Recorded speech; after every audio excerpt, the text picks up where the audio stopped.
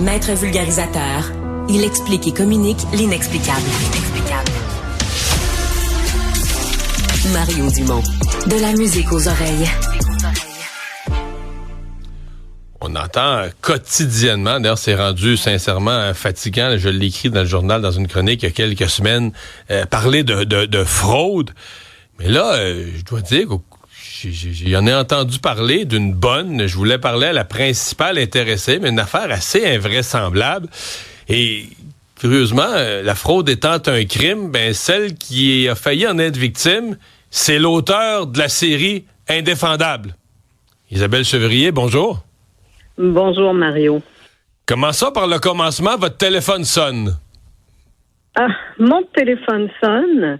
C'est mon frère et ma belle-sœur en panique extrême au téléphone qui me demandent si je suis chez moi, en sécurité, calme et tout. Alors, c'est un appel assez inquiétant comme prémisse. Je dis, mais oui, qu'est-ce qui se passe?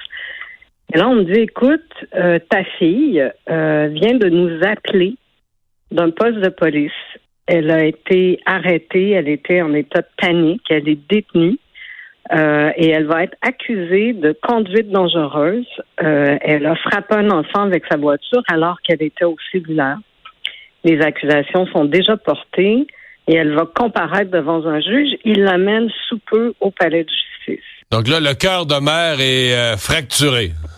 Écoute, sérieux, c'est mon frère qui m'appelle là, pour me dire ça. Donc, je suis en état. Honnêtement, j'ai paniqué. J'ai disjoncté. J'ai dit, attendez, est-ce que je peux parler à ma fille? Et pourquoi elle t'a appelé toi? Pourquoi elle m'appelle pas moi? Elle appelait son parrain. Alors, je sais pas, tu sais, des fois, ma fille a 27 ans, réaction émotive, de panique, tout ça, elle veut pas appeler directement ses parents. Peut-être qu'elle a peur de se faire chicaner. Une réaction un peu enfant sous le coup de la panique, mais ça fait aucun sens. Je connais la réaction que j'ai avec ma fille. S'il lui arrive quelque chose de grave, elle va me contacter directement. Mais tu es tellement paniqué que on dirait que tu réfléchis pas assez lentement. Tout va trop vite dans ta tête. Et là, mon frère m'a dit, écoute, son avocat est supposé de m'appeler dans quelques minutes. Je vais lui donner ton numéro de téléphone parce que, bien évidemment, c'est à toi qui dois parler. Je dis, parfait. Entre-temps, je raccroche, mon téléphone sonne, c'est ma fille qui m'appelle de détention. Je reconnais, et c'est là, écoutez bien, que c'est très épeurant, je reconnais la voix de ma fille. Je parle avec ma fille, elle est en état de panique, elle pleure, elle est confuse. Et vous doutez pas de sa voix, là, du tout? Absolument pas. Et c'est épeurant. C'est la voix de ma fille.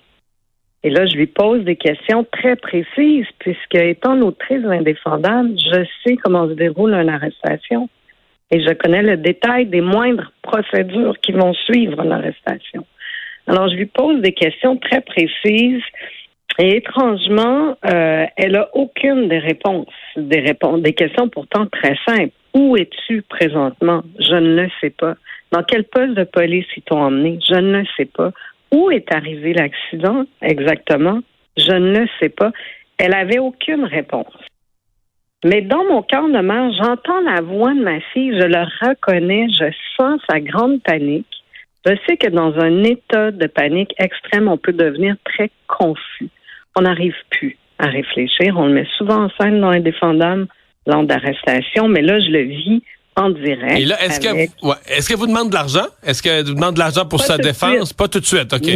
Non, ils font ça par gradation. Alors, le premier niveau, ils te font parler à ton être cher qui est dans un état de panique absolument extrême. Et là, elle me dit, il y a un avocat qui va t'appeler. Bon, vous vous douterez bien que tout mon entourage est constitué de criminalistes, de très grands criminalistes. Mon conjoint est un criminaliste. On a plein d'amis criminalistes. Alors, mon premier réflexe a été de dire à ma fille, tu as déjà parlé à un avocat? Et là, elle dit oui, un avocat de l'aide juridique. Il s'appelle Claude Bédard. Il va te contacter. Et là, je lui dis, mais Michaela, c'est pas lui qui va faire ta cause si jamais tout ça se concrétise. On va en trouver un, là. Ça va être un avocat que maman connaît bien puis avec qui on va travailler. Là. Et elle me supplie en pleurant. Et c'est là que je commence à me dire, mais qu'est-ce qui se passe? Maman, tu ne peux pas parler à un autre avocat. C'est avec celui-ci que je veux que tu parles. Il a été très gentil avec moi. C'est lui que je veux. Puis elle me supplie en pleurant de parler à cet avocat. Alors, je raccroche. Et cet avocat qui a reparlé à mon frère entre-temps me contacte. Bonjour, Maître Bédard, très professionnel, très relax. Le ton, c'est un Québécois. On n'est pas là avec quelqu'un qui vient d'un autre pays, de l'Europe de l'Est ou de l'Afrique. C'est un Québécois.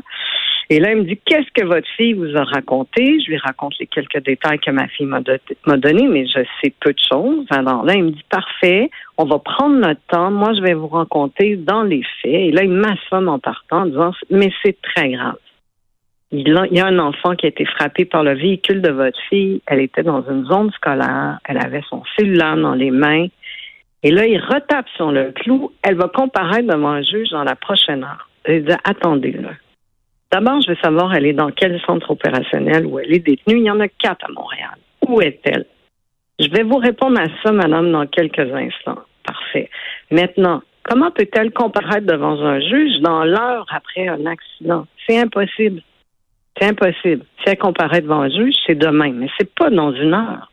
Mais là, ils te mettent tellement de pression pour te plonger dans une situation d'urgence.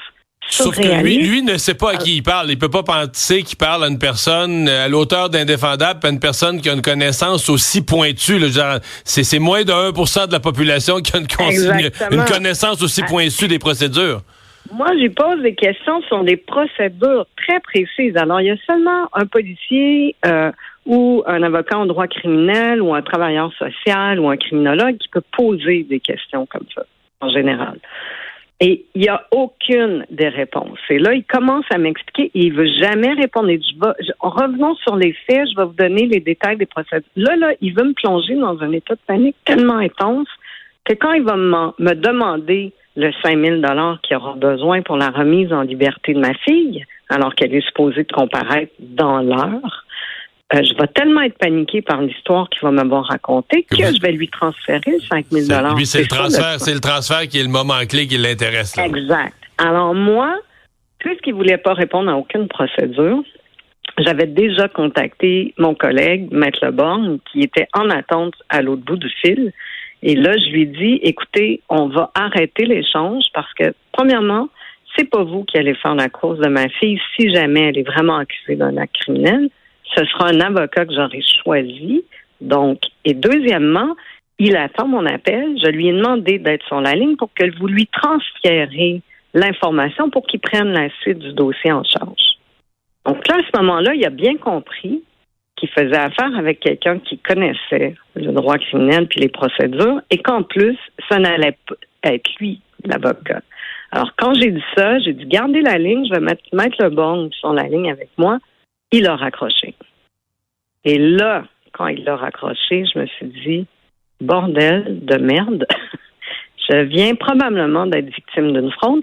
Et ils font les appels tellement rapprochés entre ton enfant qui t'appelle en panique dans un poste de police, elle a frappé un enfant qui est entre la vie et la mort à l'hôpital, et l'appel de l'avocat.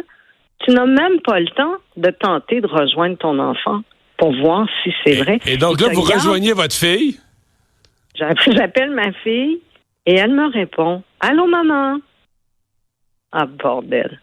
Il n'y a rien de vrai, il n'y a rien arrivé de ça, il n'y a rien de vrai, elle vit une journée tranquille, bien normale. Elle est au boulot, elle est de bonne humeur, elle fait sa vie, puis là, écoute, j'ai presque parti à pleurer, puis j'étais tellement... soulagée en même temps, mais ça veut dire que la voix de votre fille, ça veut dire qu'elle a appelé, elle a appelé quelque part, elle a fait une commande, elle a appelé un endroit, ils ont enregistré l'échantillon de sa voix pour que l'intelligence artificielle le reproduise? Oui, c'est en fait, nous, là, vous savez, la réalité rejoint la fiction ou la fiction rejoint la réalité, mais on a écrit une cause de fraude grands-parents qui va être en ondes cet hiver dans Indéfendable saison 3. Elle est écrite, là. Nos textes sont livrés et tout.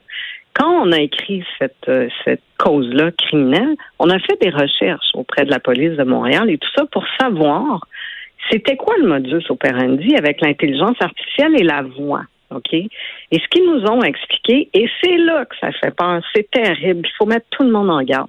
Il suffit de 3 secondes d'un extrait vocal. Ah oui? Je pensais que ça prenait plusieurs minutes. Ah non, c'est 3 secondes, Mario. Alors, je te donne un exemple. Je t'appelle pour un sondage. Oui, bonjour, Isabelle Chevrier, des sondages, whatever. On fait un sondage sur Tata. Est-ce que vous seriez intéressé à nous répondre? Que me répondrais-tu? Mettons, même si je dis non, je vais finir par parler 3 secondes, expliquer pourquoi, ou peu importe. Oui, tu dirais pas juste non, tu dirais non, désolé, j'ai pas le temps. Au minimum. Non, désolé, ça ne m'intéresse pas. Ben, ça y est, bang, ils ont ta voix. Échantillon de voix. Pour avoir le timbre de voix, mais assez qu'une mère, parce que c'est ça, qu'on reproduise, qu'on joue avec la voix, mais qu'une mère reconnaisse pas sa fille. Au contraire, qu'une mère reconnaisse sa fille, il n'y a pas de doute. Moi, j'ai reconnu mon enfant, c'est ça qui m'a effrayée, terrible. Hier, quand j'ai raccroché, j'étais bouleversée parce que je me suis dit, c'est fou. Et ma fille, son frère, son parrain, cette personne-là a aussi appelé, elle essayait d'escroquer plus qu'une personne dans notre famille. Lui aussi a reconnu sa voix. Donc, c'est extrêmement épeurant. Il faut rester vigilant. Les sondages... Mais Isabelle, on dit au public d'être vigilant, mais l'auteur d'Indéfendable, qui a écrit au cours des derniers mois des épisodes qui portent sur ce type de crime-là, et qui a contacté la police pour savoir comment on procède, dans l'émotion de dire « il est arrivé telle affaire à ma fille », c'est quand même fait prendre.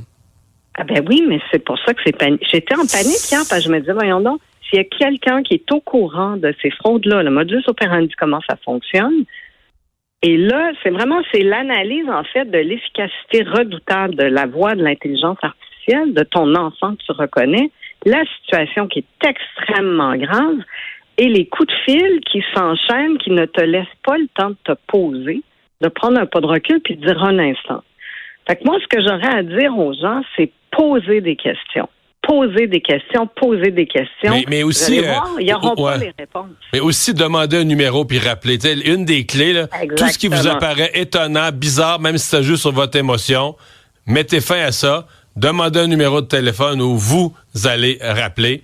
C'est une façon de se protéger, mais ça, j'en retiens la phrase T, c'est ça fait peur. Je pense vraiment, ça fait peur. On reçoit présentement sur notre texto, là, on a eu le même scam l'année passée dans notre famille. Quelqu'un d'autre, il y a quelques sœurs, ma fille plus âgée a passé un cheveu de se faire avoir avec le truc de sa fille en prison pour 5600$. C'est Patrick de Saint-Jean-sur-Richelieu.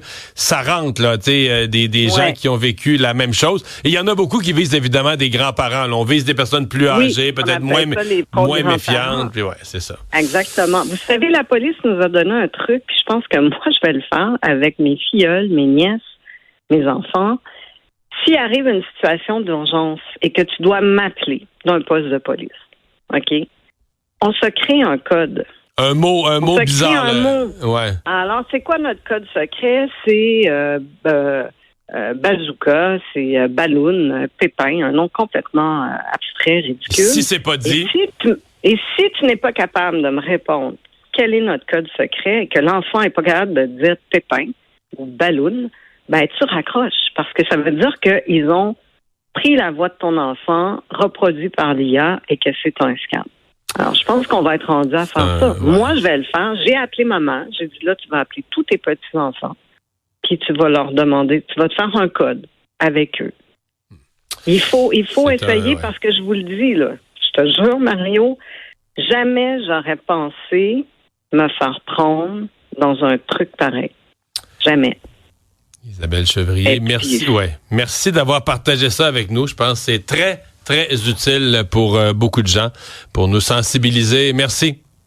Merci beaucoup à vous. Isabelle Chevrier, l'auteur d'Indéfendable.